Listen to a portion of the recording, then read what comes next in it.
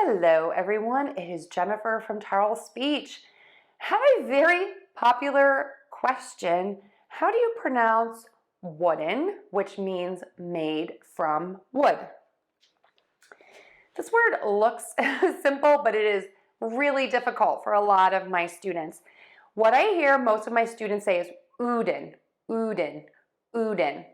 What you're missing is moving your lips from the W, which is puckered, pulling them back into a slightly rounded shape for that So w. Some of my students, this is so difficult for them that they really have to think about smiling for that sound. W. I don't need to smile because I've used these sounds my entire life, but for those of you who this is difficult and this is new to you, try that smiling trick. That works for a lot of my students. So again, we have the beginning part, w.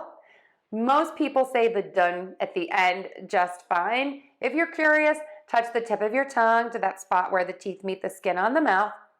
Open, relaxed mouth for that schwa, that Some people say or It's totally fine, whichever you choose, as long as that syllable is unstressed, short and quick.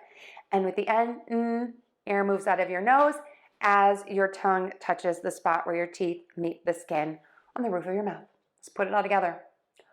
ʻwʊdən, ʻwʊdən, ʻwʊdən, ʻwʊdən, ʻwʊdən, ʻwʊdən, ʻwʊdən, ʻwʊdən. And now for a sentence. I need to dust my wooden table. Give it a try. I know people are going to notice the difference.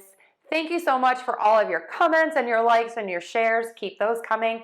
If you need help, we have products and classes and even a podcast. Check out the link tree below for all of those details. Thanks, everyone.